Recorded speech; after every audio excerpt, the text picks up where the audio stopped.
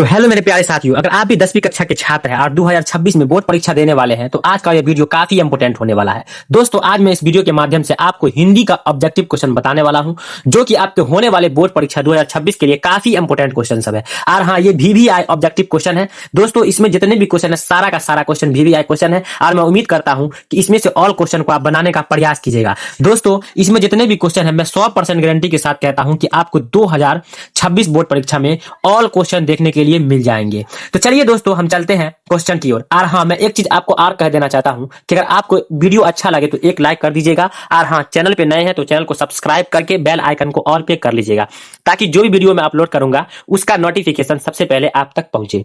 क्योंकि दोस्तों, इस चैनल के माध्यम से मैं हर रोज ऑब्जेक्टिव वीडियो लेकर के आता हूं, जो कि आपके होने वाले बोर्ड परीक्षा 2026 के लिए काफी इंपोर्टेंट क्वेश्चन सब है। तो चलिए हम चलते हैं पहला क्वेश्चन। तो देखिए, पहला नंबर सवाल क्या है। पहला नंबर सवाल है कि पीपल जो है ना, पीपल पाठ की विधा है। ये पूछ रहा है कि पीपल जो है क्या है, विधा में क्या है, कहानी है या डायरी है या निबंध है या कविता है। तो देखिए, पीपल जो है ना, इसका जवाब दीजिए, ठीक है ना। पीपल जो है ये है कविता, यानी इसका सही जवाब होगा ऑप्शन डी हो जाएगा।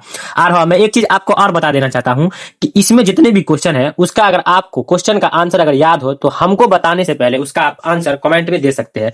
और हाँ, लास्ट में एक और आपको कमेंट करना है कि इसमें से आपका बना कितना, वो भी कमेंट कर दीजिएगा हमको, ठीक है। तो चलिए अब हम चलते हैं दूसरा सवाल पे। तो देखिए, दूसरा सवाल है कि रामधारी सिंह दिनकर द्वारा रचित पाठ है। देखिए, इसका जवाब दीजिए। ये क्वेश्चन कह रहा है कि रामधारी सिंह द्वारा जो है, रामधारी सिंह दिनकर द्वारा इसमें से कौन ऐसे पाठ है जो लिखा गया है, ठीक है ना। तो देखिए, इसमें ऑप्शन है चार में से कोई एक जो है सही है। तो एक है, देखिए, ए में है ईर्ष्या तू न गई मेरे मन से, बी में है ईदगाह, सी में है ठेस और डी में है सुदामा चरित। तो देखिए, 2 नंबर क्वेश्चन का जो सही जवाब हो जाएगा ऑप्शन ए होगा। ऑप्शन ए, ईर्ष्या तू न गई मेरे मन से, यानी इसका सही जवाब हो जाएगा ऑप्शन ए। चलिए अब हम चलते हैं अगला सवाल पे। तो देखिए, अगला सवाल है कि तू जिंदा है तो द्वारा रचित है। तू जिंदा है तो ये किसके द्वारा लिखा गया है। तो देखिए, जो लिखा गया है ना, शंकर शैलेंद्र के द्वारा, यानी इसका सही जवाब हो जाएगा ऑप्शन बी। चलिए अब हम चलते हैं अगला सवाल पे। तो देखिए, अगला सवाल क्या है। अगला सवाल है कि निम्नलिखित पाठ में कौन सा निबंध है। अब निबंध है कौन। देखिए, बच्चे की दुआ, ये तो कविता है, पीपल भी कविता है, ठेस कहानी है, ठीक है। तो निबंध जो है वो हौसले की उड़ान, यानी इसका सही जवाब होगा ऑप्शन बी हो जाएगा 4 नंबर क्वेश्चन का। चलिए अब हम चलते हैं अगला सवाल पे। देखिए, अगला सवाल है कि मूल रूप से रामधारी सिंह दिनकर है। अब देखिए, मूल रूप से रामधारी सिंह दिनकर क्या है। अब देखिए, ऑप्शन में है उपन्यासकार है या कहानीकार है या निबंध है या कवि है। तो देखिए, रामधारी सिंह जो है ना, मूल रूप से वो कवि है, यानी इसका सही जवाब जो हो जाएगा कवि हो जाएगा। चलिए अब हम चलते हैं अगला सवाल पे। तो देखिए, अगला सवाल क्या है। अगला सवाल है कि सज्जन में संधि होगी। देखिए, सज्जन में जो संधि होगा वो हो जाएगा व्यंजन संधि। देखिए, व्यंजन संधि हो जाएगा, ठीक है, याद रखिएगा, व्यंजन संधि आप यहां देख सकते हैं। चलिए अब हम चलते हैं अगला सवाल पे। तो देखिए, अगला सवाल क्या है। अगला सवाल है 7 नंबर सवाल है कि दीनानाथ में समास है। तो दीनानाथ में जो समास है वो है करण तत्पुरुष, यानी जो इसका सही जवाब होगा करण तत्पुरुष। आप यहां देख सकते हैं करण तत्पुरुष। चलिए अब हम चलते हैं अगला सवाल पे। तो देखिए, अगला सवाल क्या है। अगला सवाल है 8 नंबर सवाल है कि मोहसिन के पास कितने पैसे हैं। तो मोहसिन के पास जो पैसे थे 15 पैसे थे, यानी इसका सही जवाब होगा ऑप्शन ए हो जाएगा 15 पैसे। चलिए अब हम चलते हैं अगला सवाल पे। तो अगला सवाल है 9 नंबर सवाल है कि हामिद की दादी का नाम है। हामिद की दादी का नाम क्या था। अमीना था, आप याद रखिएगा। तो देखिए, हामिद की दादी का जो नाम था अमीना था, तो आप यहां देख लीजिए, ठीक है, हामिद की दादी का नाम अमीना था। चलिए अब हम चलते हैं अगला सवाल पे। तो देखिए, अगला सवाल है कि वीर शिवाजी की गाथाएं उसको याद जवानी थी, काव्य पंक्ति है। तो देखिए, इसका जो सही जवाब हो जाएगा झांसी की रानी। सही जवाब होगा झांसी की रानी, आप याद रखिएगा 10 नंबर क्वेश्चन का। चलिए अब हम चलते हैं अगला सवाल पे। तो देखिए, 11 नंबर प्रश्न है कि झांसी की रानी ने लड़ाई लड़ी। आप देखिए, किससे लड़ी, औरंगजेब से या अकबर से या शाहजहां से या अंग्रेज से। तो देखिए, ये जो लड़ी थी ना, अंग्रेज से लड़ी थी, यानी इसका सही जवाब होगा ऑप्शन डी हो जाएगा 11 नंबर क्वेश्चन का। चलिए अब हम चलते हैं अगला सवाल पे। तो देखिए, अगला सवाल है कि कर्पूरी ठाकुर का जन्म किस राज्य में हुआ। तो कर्पूरी ठाकुर का जो जन्म हुआ था बिहार में हुआ था, ठीक है ना दोस्तों, याद रखिएगा बिहार में। वीडियो को थोड़ा सा भी स्किप नहीं कीजिएगा, आपके होने वाली 2026 बोर्ड परीक्षा के लिए काफी इंपोर्टेंट होने वाला सब ये सब क्वेश्चन है। और है ऐसे ही क्वेश्चन आपको चाहिए तो आप हमारे चैनल के अंदर जाइए, आपको chapter by chapter objective question मिल जाएगा।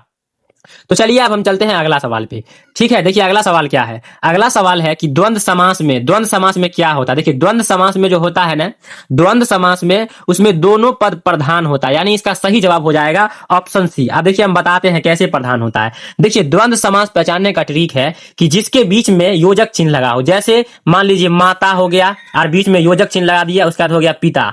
ठीक है, माता पिता, तो ये हो गया द्वंद्व समास, ठीक है ना। अब देखिए इसमें दोनों पद प्रधान है, माता भी प्रधान है और पिता भी प्रधान है। जैसे माता पिता, दाल भात, लोटा डोरी, ठीक है ना, ये सब है, भाई बहन, ये सब द्वंद्व समास में आता है, आप याद रखिएगा, ठीक है।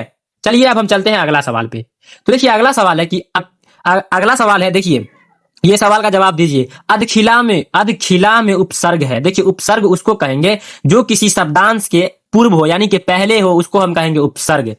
जो बाद में आए उसको बोलेंगे हम प्रत्यय। तो ये पूछ रहा है उपसर्ग, तो उपसर्ग यानी कि पहले, देखिए ये हो गया अधखिला, मान लीजिए ये हो गया अधखिला, ठीक है।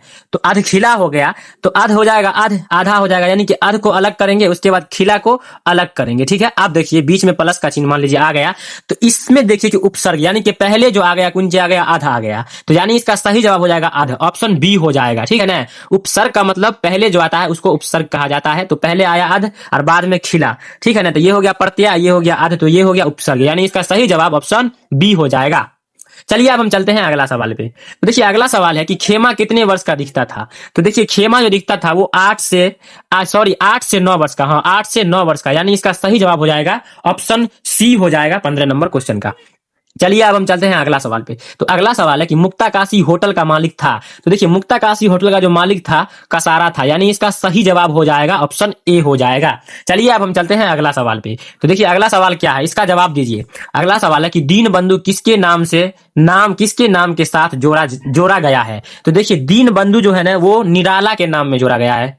तो 17 नंबर क्वेश्चन का सही जवाब ऑप्शन बी हो जाएगा। चलिए अब हम चलते हैं अगला सवाल पे। दोस्तों वीडियो जो है थोड़ा लंबा हो जाएगा, तो पूरा देखिएगा, थोड़ा सा भी स्किप नहीं कीजिएगा, क्योंकि वीडियो में बहुत ही वीवीआई क्वेश्चन सब है जो कि आपके होने वाले 2026 बोर्ड परीक्षा के लिए काफी इंपोर्टेंट होने वाला क्वेश्चन सब है।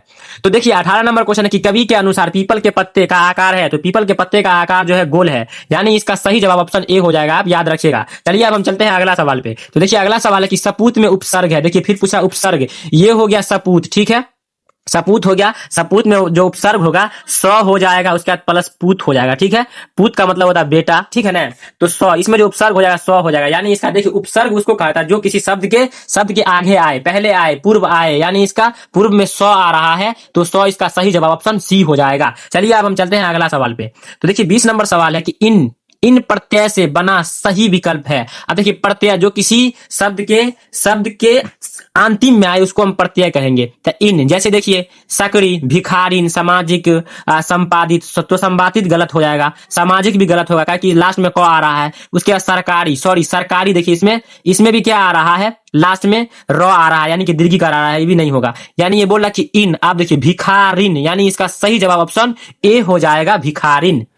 चलिए अब हम चलते हैं अगला सवाल पे। तो देखिए अगला सवाल है कि संजू पिकनिक मनाने गई। संजू जो है पिकनिक मनाने कब गई थी। तो देखिए इसका जो सही जवाब हो जाएगा 3 जनवरी 1997, यानी इसका सही जवाब ऑप्शन सी हो जाएगा। चलिए अब हम चलते हैं अगला सवाल पे। तो अगला सवाल है कि मोको कहाँ ढूंढे बंदे, मैं तो तेरे पास में प्रस्तुत पंक्ति है। तो इसका जो सही जवाब हो जाएगा ना ऑप्शन सी हो जाएगा, कबीर के पद, ऑप्शन सी हो जाएगा, याद रखिएगा। चलिए अब हम चलते हैं अगला सवाल पे। तो अगला सवाल देखिए क्या है। अगला सवाल है कि मोको का अर्थ है। तो मोको का जो अर्थ होता है मुझको होता है, यानी इसका सही जवाब ऑप्शन बी हो जाएगा। चलिए अब हम चलते हैं अगला सवाल पे। तो देखिए अगला सवाल है कि तुम्हारी निंदा वही करेगा जिसकी तुमने भलाई की हो। यह पंक्ति है, किसकी पंक्ति है, महात्मा गांधी, दिनकर या ईश्वर चंद्र विद्यासागर या निराला। तो यानी इसका सही जवाब होगा ईश्वर चंद्र विद्यासागर, ऑप्शन सी हो जाएगा 24 नंबर क्वेश्चन का। चलिए अब हम चलते हैं अगला सवाल पे। तो अगला सवाल है, यार ये तो बाजार की मक्खियां हैं जो आकर हमारे चारों ओर भिन भिनाया करती है, यह पंक्ति है।